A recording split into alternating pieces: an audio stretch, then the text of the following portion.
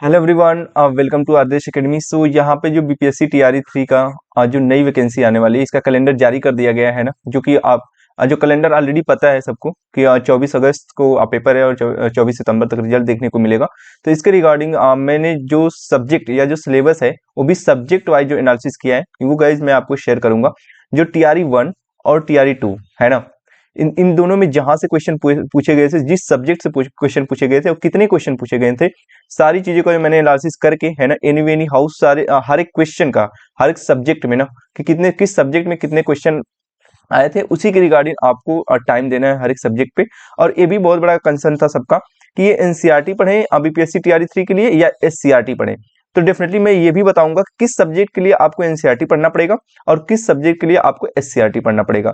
हाँ, इसमें अच्छी खासी वैकेंसी आपको देखने को मिलेगी। इसमें कहा जा रहा है 40,000 प्लस हेडमास्टर की वैकेंसी भी है आपको। तो ये बहुत अच्छा मौका है जो कि ऑलरेडी इन्होंने कैलेंडर के थ्रू बता दिया है कि मैं 24 अगस्त तक इसका एग्जाम लूंगा और 24 सितंबर तक आपको रिजल्ट भी दे दूंगा। तो आइए देखते हैं हम लोग टीयर 1 और टीयर 2 के जितने भी क्वेश्चन आए थे हर एक सब्जेक्ट में, सारी चीजें का गाइज मैं एनालिसिस करता हूँ, है ना। देखिए आप यहाँ पे हर एक सब्जेक्ट का जीके जीएस का, आपका साइंस का और इसका आपका मैथ का भी, जितने भी क्वेश्चन है सभी का हम लोग यहाँ पे देखेंगे गाइज, है ना। तो एक बार मैं आपको फिर से बताना चाहूंगा कि जो भी बीपीएससी टीआरई 3 के रिगार्डिंग जो भी अपडेट आएगा, किसी भी चीज के लिए अपडेट आएगा, मैं आपको यहाँ पे जरूर आपको शेयर करूंगा। तो प्लीज गाइज ऐसे ही इन्फॉर्मेशन जानने के लिए please subscribe the channel, like the video, अपने फ्रेंड्स के साथ जरूर शेयर करें जो बीपीएससी टीआरई 3 का प्रिपरेशन कर रहे हैं, है ना। अगर यहाँ पे मैं आपको दिखाता हूँ ना, तो बीपीएससी टीआरई 3.0 में मैं क्लास 1 to 5 का यहाँ पे एनालिसिस गाइस कराऊंगा, है ना। इसके बाद हम लोग 6 to 8 भी देखेंगे, है ना। तो क्लास 1 to 5 में यहाँ पे जो जनरल स्टडीज है, जो जनरल स्टडीज है ना, इसका काफी इंपॉर्टेंट है। जैसे मैं कहूँ जीके और जीए, है ना, इसमें आपका 64 क्वेश्चन देखने को मिलता है 120 क्वेश्चन में से। जो आपका 64 क्वेश्चन है, 120 क्वेश्चन में आपका कितना क्वेश्चन देखने को मिलेगा? 64 क्वेश्चन। अब ये बहुत बड़ा इसमें रोल प्ले करता है आपका जनरल स्टडीज। आप देखते हैं किस सब्जेक्ट से कितना क्वेश्चन पूछता है। तो आपका जो हिस्ट्री है, हिस्ट्री से आपका 15 क्वेश्चन रहेगा। ये मैं कैसे बता पा रहा हूँ, क्योंकि जो बीपीएससी टीआरई 1.0 और बीपीएससी टीआरई 2.0 जो एग्जाम हुआ था, उन पेपर के एनालिसिस करने के बाद ये सारी चीजें मतलब इन्फॉर्मेशन पता चली है कि हिस्ट्री से 15 क्वेश्चन आपका पूछ रहे हैं। फिर आपका जो जियोग्राफी है, जियोग्राफी से आपका 19 क्वेश्चन पूछ रहा है। इकोनॉमिक्स से आपका 1 या 2 क्वेश्चन पूछ रहा है। ऐसा क्यों? क्योंकि जो 1 to 5 क्लास में जो मतलब इकोनॉमिक्स पढ़ाना है ना, उसमें 1 या 2 क्वेश्चन पूछ रहा है। हाँ, हालांकि एक क्वेश्चन था, लेकिन एक दूसरा क्वेश्चन ऐसा भी था जो दूसरे सब्जेक्ट से भी रिलेटेड था थोड़ा बहुत और इकोनॉमिक्स में भी आ रहा था।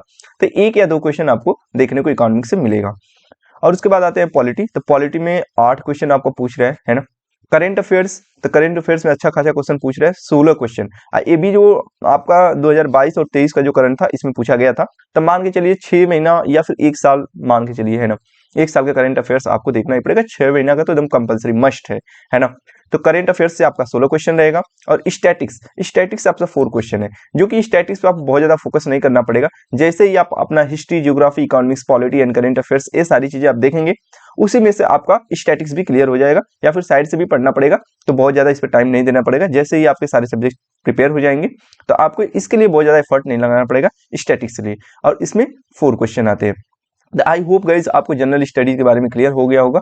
हाँ, आप इसको, इसका जो सोर्स है, कहाँ से इसको पढ़ना है, ये सारी चीजें आपको एससीईआरटी जो बीपीएससी टीआरई 3 का, मतलब जैसे टीआरई 1 टीआरई 2 देखा गया था, उसके रिगार्डिंग मैं बता रहा हूँ कि एनसीईआरटी से बेटर है एससीईआरटी। अगर आप एससीईआरटी पढ़ते हैं, इसमें मतलब हिस्ट्री के लिए ज्योग्राफी, इकोनॉमिक्स और पॉलिटी, ये 4 सब्जेक्ट तक मान के चलिए एकदम इंपॉर्टेंट है।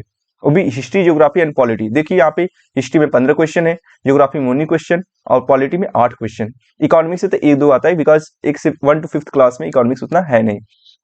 और करंट अफेयर्स आपका जो है 16 क्वेश्चन मतलब अटेंड करना, 16 क्वेश्चन रहेगा।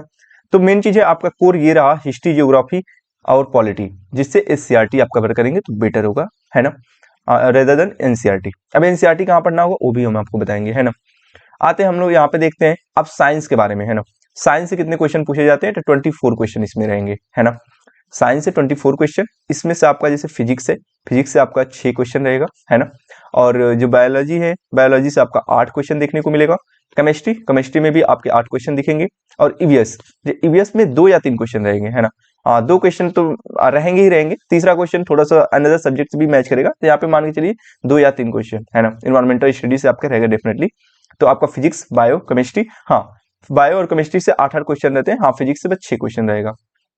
इसको कहाँ से कवर करेंगे? ये एनसीईआरटी से कवर करना पड़ेगा आपको। किससे? एनसीईआरटी। इसमें एससीईआरटी नहीं मैटर रखेगा, आपका एनसीईआरटी ज्यादा हेल्पफुल होगा अदर देन एससीईआरटी। ऐसा नहीं कि एससीईआरटी से क्वेश्चन नहीं, लेकिन जितना हेल्पफुल एनसीईआरटी रहेगा उतना एससीईआरटी नहीं रहेगा। तो साइंस के लिए आपको एनसीईआरटी प्रेफर करना पड़ेगा, न कि एससीईआरटी प्रेफर करने का, सो दैट आपका बेस्ट रिजल्ट आएगा। नेक्स्ट हम लोग आते हैं मैथ्स पे, है ना।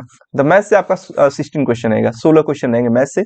इसमें आपका है एल्जेब्रा, ठीक है, फिर जियोमेट्री, ट्रिग्नोमेट्री है, मेंसुरेशन है, फिर आपका इधर आपका जो है, ध्यान रखिए, जो एडवांस मैथ है और क्वांट मैथ, ये दोनों सेम रोल प्ले करते हैं।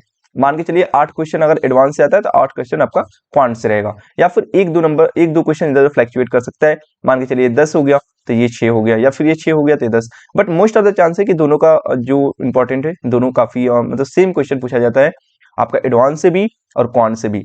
तो क्वांट में आपका प्रॉफिट लॉस है जो कि अच्छा खासा रोल प्ले करता है, नंबर सिस्टम से अच्छा क्वेश्चन आते हैं, सिंपल इंटरेस्ट और एज से भी क्वेश्चन रहता है आपका, है ना।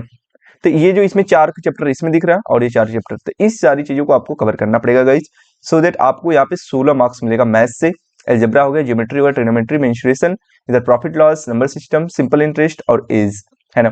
तो इसको आप इग्नोर नहीं करेंगे मैथ्स से, क्योंकि मैथ्स में आपका अगर आप अटेंड करते हैं तो फुल में फुल मार्क्स भी आता है, तो आप यहाँ से क्वेश्चन गलत नहीं करेंगे। रहेगी बात रीजनिंग की, तो रीजनिंग के लिए वही सेम, रीजनिंग के लिए मैं बार बार कहता हूँ कि आप रीजनिंग के लिए जो है आप मोस्ट ऑफ द चांस है कि वहां पे आप प्रैक्टिस करें,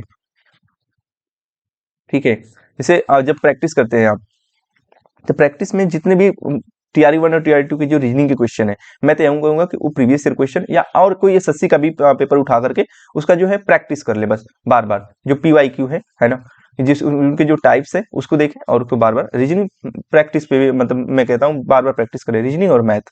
तो रीजनिंग के लिए बहुत ज्यादा कोई सिलेबस ऐसा कुछ है नहीं कि आप देखें, हाँ वही कैलेंडर है, फिर क्लॉक है, जो भी है सारी एक एक चैप्टर कर करके कोडिंग डिकोडिंग ऐसे ही आपका सीरीज से क्वेश्चन हो गया, हर एक करके एक एक करके आप उसे देख सकते हैं गाइस, है ना। तो आई होप मैं आपको ये सारी चीजें क्लियर कर दिया होगा कि बीपीएससी टीआरई 3 की जो न्यू वैकेंसी है आपको देखने को डेफिनेटली मिलेगी, और इसका जो सिलेबस है वो भी सब्जेक्ट वाइज मैंने एनालिसिस करा दिया, और जो टीआरई 1 टीआरई 2 का पेपर एनालिसिस करने के बाद कहाँ से प्रश्न पूछे गए थे और किस सब्जेक्ट में, है ना, किस सब्जेक्ट में कितने क्वेश्चन पूछे गए थे, सो दैट आपको उसका मतलब मेजर रोल पता चले, है ना, किसका कितना रोल है, सो दैट उसके रिगार्डिंग आप पढ़ सके। यहाँ पे एनसीईआरटी और एससीईआरटी गाइस, आई होप आप लोग को क्लियर हो गया होगा। जैसे बीपीएससी टीआरई 3.0 है, इसमें मैंने 1 to 5 का मैंने एनालिसिस करा दिया। हाँ, आप अगर आपको सच में ये बहुत अच्छा लगा वो वीडियो तो डेफिनेटली आप कमेंट बॉक्स में जरूर बताइएगा। मैं क्लास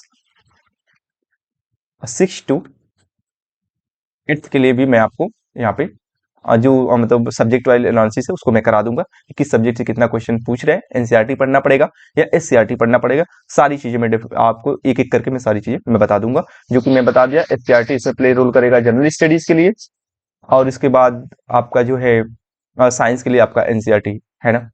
देन उसके बाद आपको मैथ का भी बता दिया चैप्टर वाइज, तो आप जाके यहाँ पे क्लियर कर सकते हैं गाइस। आई होप आप लोग को ये अच्छा लगा होगा। तो अगर गाइस सच में ये वीडियो आपको अच्छा लगा होगा तो प्लीज़ अपने फ्रेंड्स के साथ जरूर शेयर करें, और अपने चैनल को सब्सक्राइब नहीं किया तो सब्सक्राइब कर लें, सो दैट आपको जैसे ही ऐसे इसके रिगार्डिंग कोई इन्फॉर्मेशन मिलेगी बीपीएससी टीआरई के रिगार्डिंग, मैं आपको अप टू डेट कर दूंगा, या फिर किसी सब्जेक्ट के रिगार्डिंग, किसी सब्जेक्ट को लेकर के कोई डाउट होगा तो आप कमेंट बॉक्स में जरूर पूछ सकते हैं, मैं डेफिनेटली उसको वीडियो के थ्रू कवर कर दूंगा गाइस। तो thank you guys, keep watching.